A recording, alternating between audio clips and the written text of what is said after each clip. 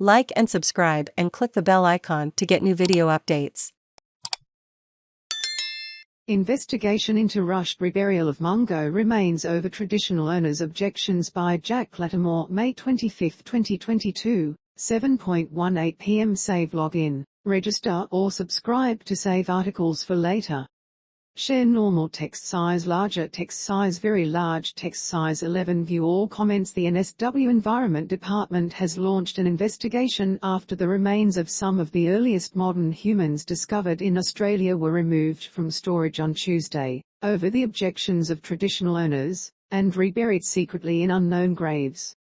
The 42,000-year-old Mungo man and Mungo lady, along with 106 other skeletal remains, were discovered between 1960 and 1980 by researchers from the Australian National University in a now World Heritage listed site in the Willandra Lakes region.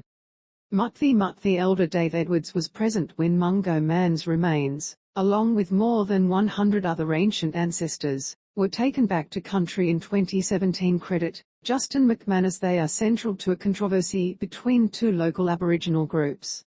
One group, the Willandra Lakes Region World Heritage Area Aboriginal Advisory Group, proposed in 2018 that the remains be buried in undisclosed locations around the UNESCO World Heritage Site.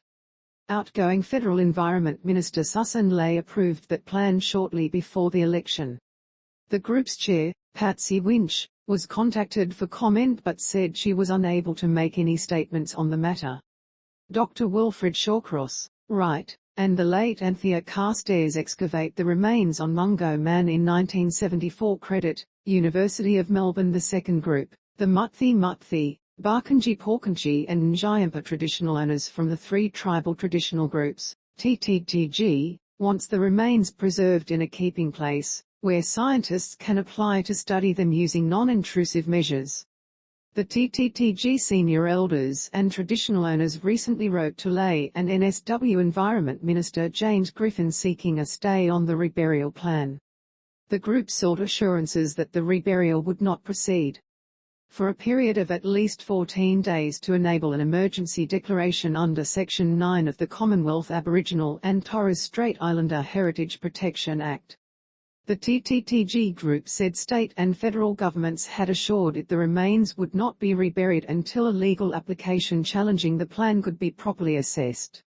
But on Tuesday the remains were removed from a secure vault in the Mungo National Park Visitor Centre, where they were under the supervision of the NSW National Parks and Wildlife Service. They were buried in secret locations, in what the TTTG group described as clear defiance of the attempted stay proceedings. In a statement late yesterday, the department said, an investigation is underway into the removal of some remains from where they were being stored. The TTTG group expressed shock and dismay that the remains had been returned to unknown graves, calling it a disgraceful act and another example of cultural mismanagement by government authorities. On Tuesday morning the TTTG group received assurance from the NSW Department of Planning and Environment that the reburials had been postponed while its application was being considered by the incoming Commonwealth Minister. But later that day, Mutthi member Jason Kelly, a spokesperson for the applicant group, said they had become aware that the remains of Mungo Man and Mungo Lady had been removed from a locked park visitor centre and reburied. We want to know how this has happened and who is responsible for this desecration, Kelly said. We have long objected to the delay in the reburial of the remains and reminded them of the obligation to seek our consent, but they have ignored us and gone ahead.